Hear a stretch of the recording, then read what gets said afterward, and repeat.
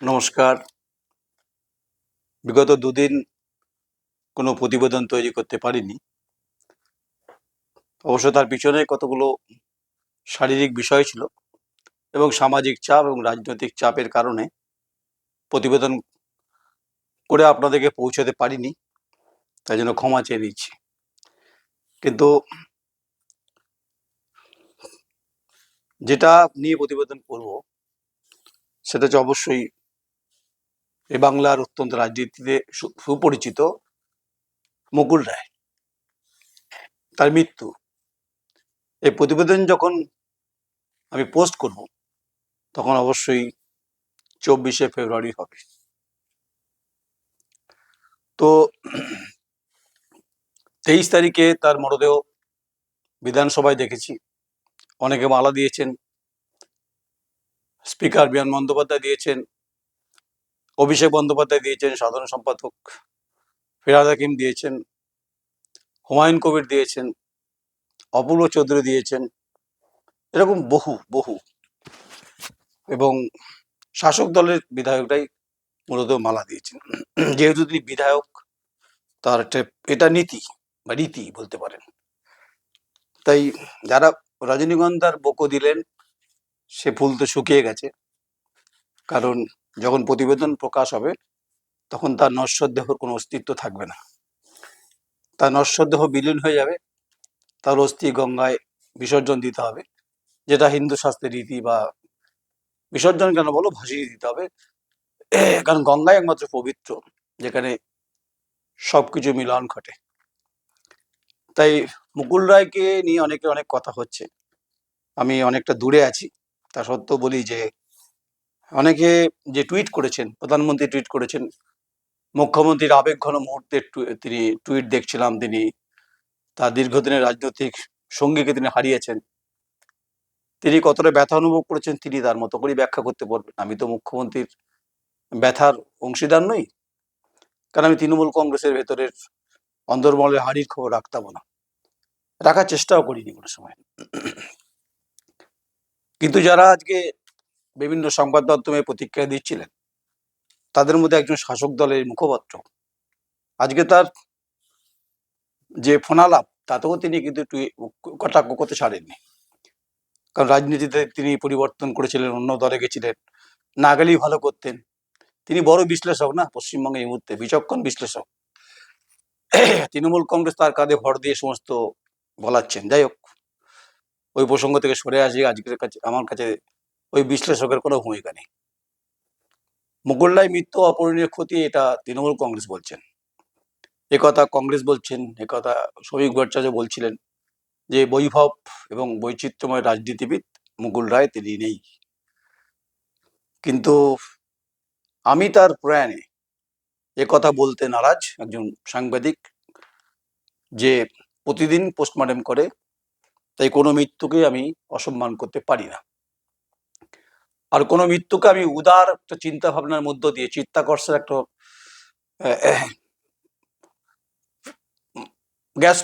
Gas balloon যেটা বলে, সেই গ্যাস বেলুন আমি ফোলাতে পারবো না, কারণ ওই গ্যাস বেলুন ওপরে আকাশে উঠবে না। তাই আমার মতো করে আমি আমার প্রতিবেদন প্রকাশ করার চেষ্টা করব। তাতে হয়তো অনেকের খারাপ লাগবে। আমি আগে খারাপটা দিয়ে শুরু করি, তারপর নয় কিছু ব্যক্তিগত প্রসঙ্গের কথা বলবো। কারণ অনেক দিগ্গজ সাংবাদিকদের অনেক কথা শুনছি, জ্ঞান শুনছি। তারা মুকুল রায় ঘনিষ্ঠ ছিলেন, তারা মুকুল রায় কি খেতেন, ভালোবাসতেন, তারা মুকুল রায় রেলমন্ত্রী ছিলেন তখন কি করেছেন, কেউ মুকুল রায় 1-to-1 করেছেন, কেউ মুকুল রায়কে কাছ থেকে পেয়েছেন। এইসব নিজাম প্যালেসের গল্প, ছবি ছাপা দেখছিলাম আমি। আমার সেই সৌভাগ্য হয়নি নিজাম প্যালেসের ছবি ছাপা বা রেল ভবনে তার সৌভাগ্য হয়নি। কিন্তু সৌভাগ্যের কথা একটু ব্যাকে যাব। তার আগে একটু বলিনি যে মুকুল রায় বাংলার রাজনীতিবিদ হিসাবে 2011 সালে ক্ষমতা আসার আগে এবং তার পরে যে সমস্ত দল তিনি ভাঙিয়েছিলেন, সেটা বিজেপি হতে পারে বিক্ষিপ্তভাবে, কংগ্রেস হতে পারে, কংগ্রেস তো হতেই পারে, এবং সিপিআইএম থেকে যে সমস্ত বজ্র পদার্থ নিয়ে ভিড় করেছিলেন, তাতে এই সত্যতা অস্বীকার করতে পারেন কি করে? অবশ্যই উত্তর দেওয়ার তার জায়গা নেই, তিনি নেই, কিন্তু তৃণমূল কংগ্রেসকে দিতে হবে, যারা আজকে মালা ফালা দিয়েছিলেন তার মরদেহের উপরে। তাই এই যে কালচার ভিন রাজনৈতিক দল থেকে সপাটে ব্যাট করানোর যে মানুষজনকে নিয়ে এসে টিকিট ফিকিট দেওয়া, এবং এই পঞ্চায়েত স্তরে হোক, পৌর স্তরে হোক, রাজনীতি বড় স্তরে হোক, যে তিনি ফাটল ধরিয়েছিলেন তার ক্যারিশমা কিনা বলতে পারবো না, তারা তারা প্রত্যেকেই সুবিধাভোগী ছিলেন। আর মুকুল রায় সেগুলোকে সুবিধাভোগী ব্যবহার করেছিলেন তার তৃণমূল কংগ্রেসে হয়ে। একজন ব্যাটসম্যান, তিনি বল করবেনই। তাই যাদের নিয়ে এসেছিলেন তাদের রাজনীতিতে কি কন্ট্রিবিউশন আছে, তাদেরকে যদি বজ্রপদার্থ বলা হয় খুব খারাপ বলা হবে না। তাতে হয়তো এই প্রতিবেদন শোনার পরে হয়তো রে করে উঠবে, তাতে আমার কিছু যায় আসে না। কারণ আমার কাছে এটা মনে হয়েছে, এটা মূল্যায়ন করার দরকার আছে। অনেকের সম্পর্কে তো মূল্যায়ন হয়, স্বাভাবিক আমি একটু মূল্যায়নটা অন্যভাবে করি। যা শুনলাম, যা দেখলাম, আমি আমার নিজস্ব মূল্যায়নের পরিপ্রেক্ষিতে একটা আয়না প্রতিবিম্ব তৈরি করলাম। সেই প্রতিবিম্ব আমি আমার মুখটাই দেখব। আর প্রয়াত মুকুল রায়ের ছবিটা সাদাই দেখব। তাই তিনি কি করেছেন বা তিনি কোন দল থেকে তার দল ভারী করেছেন, সিঙ্গুর নন্দীগ্রাম কি করেছেন, এগুলোর পর্যালোচনা করার দরকার নেই। কারণ সিঙ্গুর নন্দীগ্রাম মমতা বন্দ্যোপাধ্যায়কে শক্ত বৈতরণী পার করার ক্ষেত্রে মুকুল রায়ের ভূমিকা অনস্বীকার্য। এটা তো স্বাভাবিক ব্যাপার। এটা আজকের প্রজন্ম তৃণমূল কংগ্রেস, যারা নব্য তৃণমূল কংগ্রেস ছাত্র যুব, তারা জানেন না, ইতিহাস জানেন না। আমি কথা জানি কেন, আমার দীর্ঘদিন সাংবাদিকতা করার সুবাদে। বাকিদের মতো বিজ্ঞ পণ্ডিত আমার হওয়ার দরকার নেই। অনেকে দেখছি বিভিন্নভাবে বিশ্লেষণ করছেন, কাটাছাড়া করছেন, ব্যক্তিগত আক্রমণ করছেন। আমি ব্যক্তিগত আক্রমণে যাব না।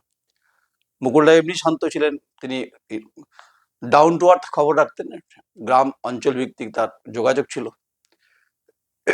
এবং যারা অনেকে তৃণমূল অন্দরে অনেকে জানেন না তার সম্পর্কে, বা তার মৃত্যুর পর মূল্যায়ন হবে কিনা বলতে পারবো না।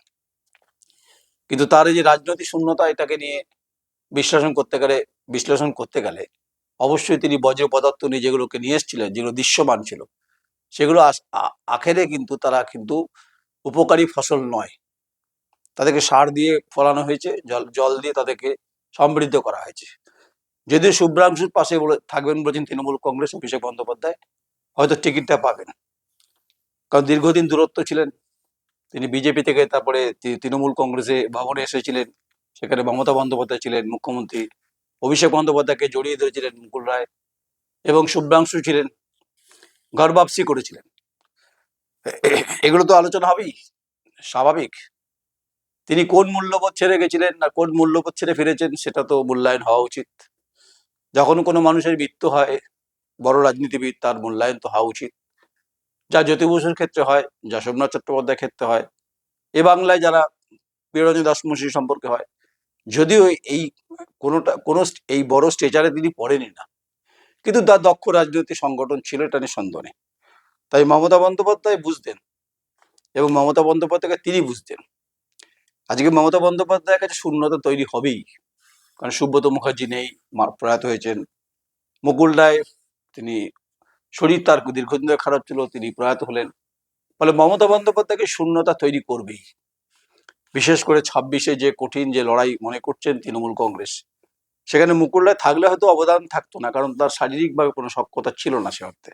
আর তাকে মনেও রাখেননি অনেকে। আজকে যারা তার বাড়িতে ভিড় করেছিলেন, অনেককে দেখছিলাম, পার্থ ভৌমিক এবং ছাত্র নেতা অনেক দেখছিলাম, যাওয়াটা অসুবিধা নেই। কিন্তু মুকুল রায়ের খোঁজ খবর কি তারা রাখতেন? বলতে অভিষেক বন্দ্যোপাধ্যায় রাখতেন, বাকিরা রাখতেন? যাদের হাত ধরে মানে মুকুল রায়ের হাত ধরে যারা এমপি হয়েছেন, এমএলএ হয়েছেন, বহু আছে, বহু বহু অজস্র, তাদেরকে আজকে দেখা গিয়েছিল কি? যে দেখা গিয়ে থাকে তাহলে ভালো। তাই শরীর তো কখনোই বলে দেবে না কখন সাড়া দেবে, আর মন কখন ভারাক্রান্ত হবে এটাও বলে দেবে না। তাই শরীর এবং মন দুটোকে আলাদা করতে হবে। তার যখন মন সাবলীল ছিল, মন যখন উদ্ভাসিত ছিল, তখন তিনি ভারাক্রান্ত ছিলেন তার রাজনৈতিক দোদুল্যমান পরিস্থিতি পরিপ্রেক্ষিতে। আর শারীরিক অক্ষমতা 21-এর পর থেকে তাকে বার্ধক্যজনিত কারণ, নানান কারণে, এবং তাকে আজকে চলে যেতে হলো প্রকৃতির নিয়মে। কারণ জীবন ও মৃত্যু স্বয়ং ভগবান আটকাতে পারে না। কার কখন চলে যাওয়া হবে, কে কবে চলে যাবে।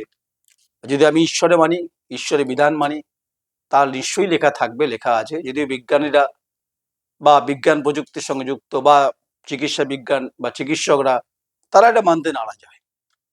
আমি এটা মানি যে কখন কার ডাক হবে নিশ্চয়ই এটা ঈশ্বর তার বিধানে, তার যে ডায়েরি থাকে সে ডায়েরিতে লেখা থাকে।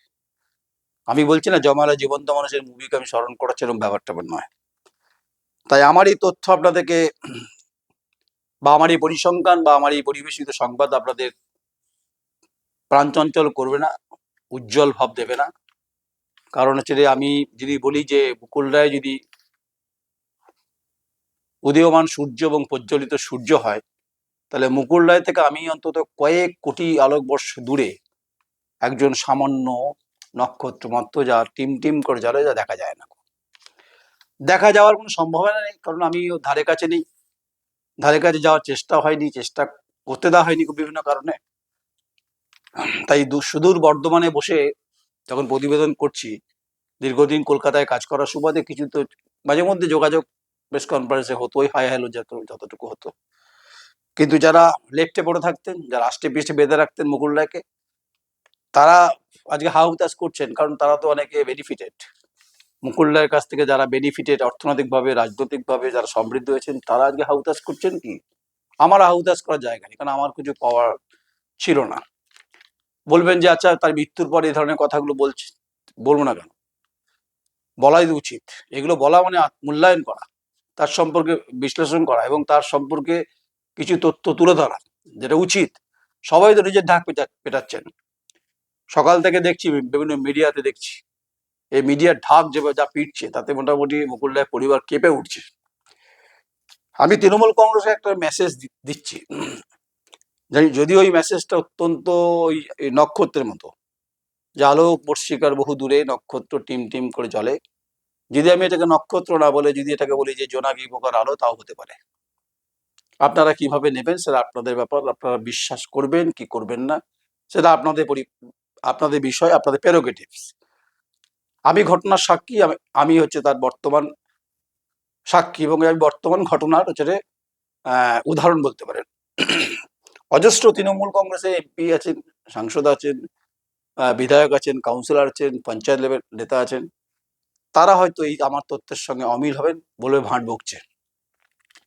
আমার তৃণমূল কংগ্রেস নিয়ে কোনো ব্যক্তিগত ইন্টারেস্টও নেই, না বিজেপি নিয়ে আছে, না প্রতীকুর রহমান নিয়ে কাউকে ইন্টারেস্ট নেই। আমি সংবাদটা যা মনে করি, যেটা আমার অভিজ্ঞতার পরিপ্রেক্ষিতে, অভিজ্ঞতা বলুন, অভিজ্ঞতা নিরিখে বলুন, কাজ করবার সুবাদে বলুন, গণতান্ত্রিক পদ্ধতিতে বলুন, দেখো ভারী ভারী বাংলা শব্দ বলার প্রয়োজন নেই কিছু। সোজা কথাটা সোজা ভাবে মানুষের কাছে বলা।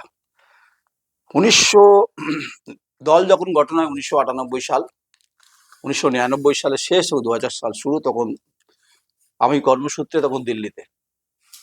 তো আমি একটি বাংলা পত্রিকা প্রকাশ করতাম, তার নাম কালবেলা। আপনাদের প্রত্যেকেই স্মরণ করিয়ে দিই। অনেকে জানেন, অনেকে জানেন না, অনেকে ভুলে গেছেন। যদিও সমরেশ মজুমদারের বিখ্যাত উপন্যাস, তার পরিপ্রেক্ষিতে একটি পত্রিকা বাংলায় দিল্লি থেকে, তখন পাক্ষিক পত্রিকা, প্রথমে চিত্তরঞ্জন পার্ক, তারপর হচ্ছে বিভিন্নভাবে লাট খেয়েছি, লাট্টুর মতো বিভিন্ন নোচকে কিছু আমাকে মানুষ খেয়েছেন, বিভিন্নভাবে যারা আমাকে শেষ করা চক্রান্তে ছিলেন। কিন্তু সে কালবেলা দীর্ঘদিন চলে, তারপরে আমি আজও আছি। কিন্তু আমি এই প্রসঙ্গটা কেন বললাম, যেহেতু আমি বাংলা কাগজ করি, আমার রেজিস্ট্রেশন নাম্বারটা আমার ছিল, তো তখন 13 নম্বর মহাদেব রোড দিল্লিতে, সেখানে তৃণমূল কংগ্রেসের প্রথম পার্টি অফিস, যদি ভুল না বলে থাকি। সেখানে মুকুল রায় থাকতেন এবং আরো কয়েকজন থাকতেন। মমতা বন্দ্যোপাধ্যায় তখন রেলমন্ত্রী। রেলমন্ত্রী মমতা বন্দ্যোপাধ্যায়, হ্যাঁ রেলমন্ত্রী, কাছাকাছি রবি একটা, হ্যাঁ কেন্দ্রের একটা দায়িত্বে ছিলেন। তো যাই হোক, সে সময় মহাদেব রোডে 2-3 জন সিদ্ধান্ত নেয়, তবে মুকুল রায় অন্যতম, যে সরকার তো গঠন হবে পরে, 11 সাল অনেক দেরি, 2000 সালের কথা বলছি, তাহলে সরকারের একটা মুখপত্র চাই, সরকার তার নিজের কথা বলবে কিভাবে, তাহলে একটি পত্রিকা প্রকাশ করতে হয়। তো তখন আমার সঙ্গে তার দেখা হয় মুকুল রায়ের। তা আমাকে বলে, তুই তো বাংলা কাগজ করছিস, তা তোকে একটু দায়িত্ব নিয়ে কাজ দেখতে হবে, কি করতে হবে আমাকে। তখন আরএনআই অফিস ছিল আরকে পুরম, যারা দিল্লিতে সাংবাদিকতা করেছেন আর যারা আজকে বড় বড় বিশ্লেষকের ভূমিকায় রয়েছেন, যারা আজকে হাউ হাউ করে কেঁদে উঠছেন মুকুল রায় সম্পর্কে, যারা আজকে দিল্লিতে সাংবাদিকতা করেন, যারা অনেক জুনিয়র, অনেকে আরকে পুরম বিকাজি কা প্লেস অনেকে জানেন না। ওয়াটার সেন্ট্রাল ওয়াটার কমিশনের ঠিক পিছনের বিল্ডিংটা হচ্ছে আরকে পুরমের আরএনআই অফিস ছিল। এখন আরএনআই অফিসটা হচ্ছে সিজিও কমপ্লেক্সে, এনটিপিসি হেডকোয়ার্টারের পিছন দিকটা হচ্ছে আরএনআই অফিস। তো তখন আমাকে প্রতিদিন মোটামুটি যেতে হতো, যে নামটা কি নির্বাচন হলো, নামটা কি পাওয়া গেল, এরকম প্রায় যেতে হতো। যেহেতু 3-4টে নাম দিতে হতো, তার নাম লাস্টে পাওয়া গেল, নাম হলো জাগো বাংলা।